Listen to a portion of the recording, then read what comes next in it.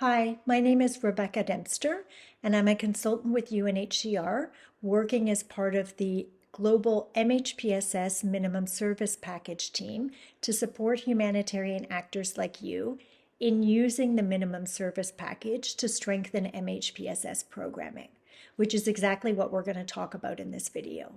We'll start with a brief introduction to the Minimum Service Package, or the MSP, as you'll hear me call it, and then we'll go over the structure of the MSP so that you're able to navigate your way around it and find what you need to.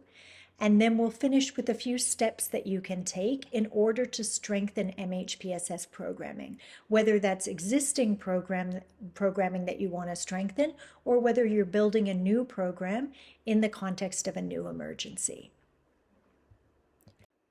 So what is the MSP? The MSP is a product of the Interagency Standing Committee that is an intersectoral package of high priority activities designed to meet the immediate critical mental health and psychosocial needs of people who've been impacted by an emergency. Those high priority activities have been identified based on research that we have understanding how people's mental health and psychosocial well-being is impacted by emergencies, as well as research on what works in protecting and promoting well-being and preventing and treating mental health conditions in the aftermath of an emergency. It also takes into account best practice guidelines and expert consensus on what is needed. It's intersectoral in the sense that it provides guidance for all sectors, clusters, and areas of responsibility in integrating MHPSS into their programming. And it's designed to be used by people who have technical expertise in MHPSS and people who don't. By bringing together this agreed upon set of high priority activities, the MSP provides us with a shared understanding of what MHPSS is and what it looks like across different sectors and AORs, and gives us a common language for talking about MHPSS. So let's take a look at it. There are two versions that you can access of the MSP. One of them is a PDF and the other is an online platform. You can find the online platform at MHPSSMSP.org, and that's also where you can download the PDF on the downloads page on the online platform. Regardless of which version you use, you'll find that the MSP main building block are activities, this set of core activities or high priority activities that I mentioned. So you can think of these activities as the building blocks that we use to build a strong MHPSS program. And each activity in the MSP includes an introduction that provides us with information on what the activity is and why it's important, as well as a checklist of core actions that we can follow to implement the activity and ensure that we're implementing it safely and effectively. Each activity also includes additional actions we can take depending on our context and our available resources, as well as a list of resources that can help us to implement the activity. So that includes standards, guidelines, and training materials. The activities in the MSP are divided into 4 different sections. Section 1 includes activities relating to coordination and interagency assessment. So this is particularly relevant for coordinators of technical working groups or other coordinators, but of course we should all be aware of this because we should all be participating and supporting coordination and interagency assessment. Section 2 includes essential components that all organizations should be implementing. So these are activities that your organization should be doing if you're doing MHPSS programming. And that includes things like making sure that MHPSS is included in your monitoring and evaluation framework. It includes addressing the well-being of staff and volunteers and ensuring that they have the needed competencies in order to be able to carry out the activities that they're engaged in, as well as approaching the design and planning of MHPSS programming in a thoughtful and coordinated way. Section 3 is kind of the meat or the main part of the MSP.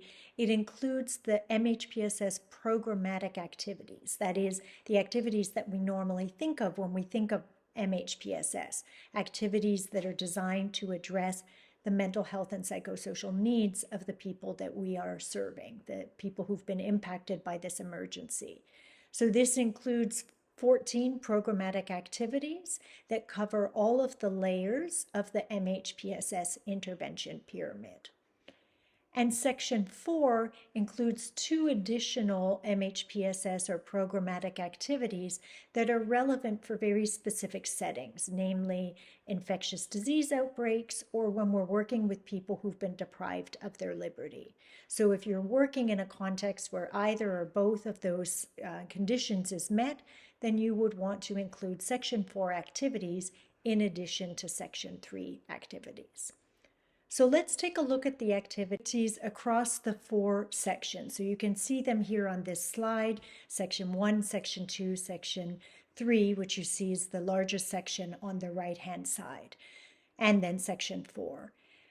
A couple of notes that are important here to keep in mind. So one of the first things is that there's no expectation that your organization would engage or would implement all of the activities in the MSP or even all of the activities in Section 3. Rather, it's our collective responsibility working together in a coordinated and collaborative fashion to ensure that the MSP activities are implemented in a response. But it is not the responsibility of any single organization. The second thing, and related to that, is then how do you know which activities are relevant for you? And you'll notice that next to each activity, there are icons. On the left-hand side, there are these brightly colored icons, and on the right-hand side, there are dark blue icons. And those serve as a guide to help you as a user of the MSP understand which activities might be relevant to you in your programming. So how this works is you'll see with each activity having icons next to it, that tells you whether your sector, your cluster, your AOR is involved in the implementation of this activity, and if so, how. If the icon for your sector appears on the left-hand side brightly colored, it means that your sector is well placed to implement that activity. If it appears on the right-hand side in the dark blue, it means that it's well placed to support the implementation of that activity. And if it doesn't appear, it means that your sector AOR is not typically involved in this activity.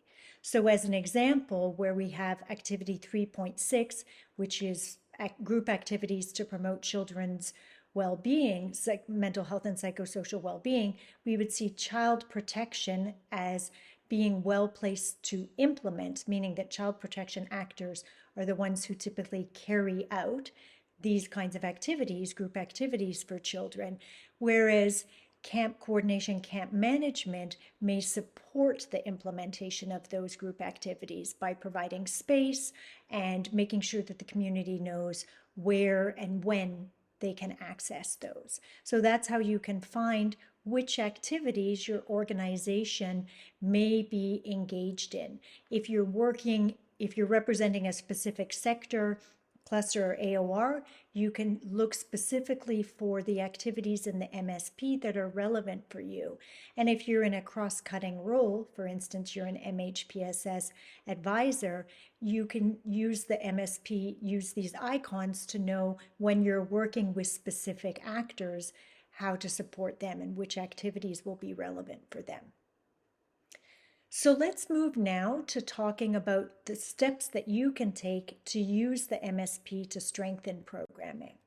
So the first step is really looking at what's already happening. And if this is a new emergency, there may be very little happening or nothing happening yet. But what we want to do is to look to coordinate with other actors to understand what's happening on the ground and identify any gaps that may exist in terms of the programming. And we might do this if there is a formal coordination mechanism already established, through using the gap analysis tool, which is part of the MSP. You can find it online and you can find some guidance on it online.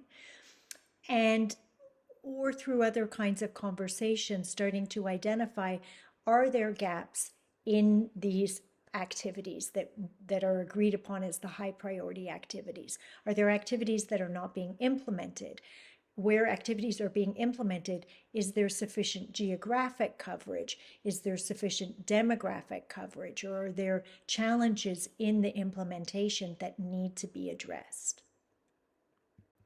Following that, we can move to identifying which activities we might be engaged in. So this goes back to what I was saying earlier, to reviewing Section 3, and if relevant, reviewing Section 4 to identify which are the activities that your organization may be involved in the implementation of.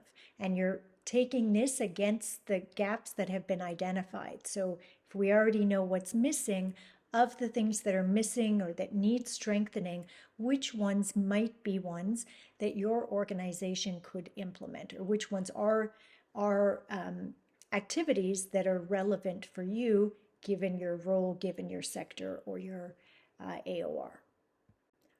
Once we've identified activities that we can be involved in, our organization can implement, we start then to look at how they should be implemented.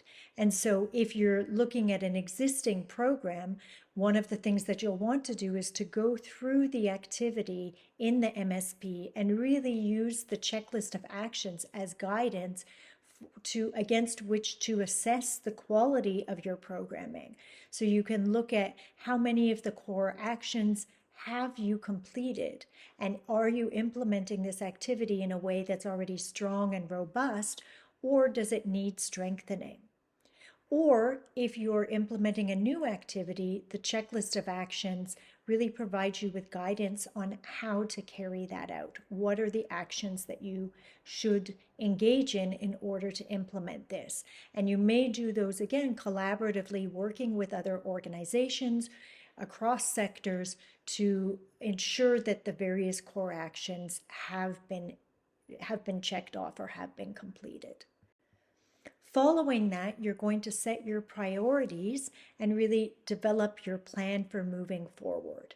And in setting priorities, we're really looking at, what are we doing here? Are we wanting to strengthen existing program, to fill a gap, to introduce a new activity that hasn't yet been implemented, or to scale up existing activities, either by expanding them across different geographic settings, or to increase the number of people that we're able to reach? Or is it addressing some of the challenges that we might have identified?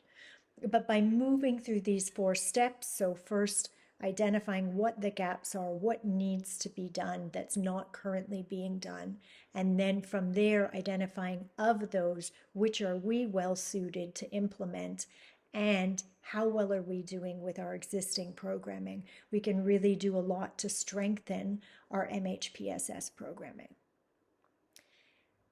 This is, of course, a very, very quick overview of one of the multiple uses, one of the multiple ways that we can use the MSP to strengthen MHPSS programming. And I really encourage you to reach out and to, first of all, to go on the online platform or use the PDF to get more familiar with it, but also to reach out to the help desk. You can see here the information about it. This is also on the online platform, and you can email at mhpssmsp@gmail.com to get support on using the MSP, whether that's to have a longer orientation or to have support navigating it or finding something in the MSP or using any of the tools that are associated with it. There's a lot of support for people using the MSP. I encourage you to make use of it. So I hope this has been helpful as a brief introduction for you to understand how it can help you to strengthen your programming.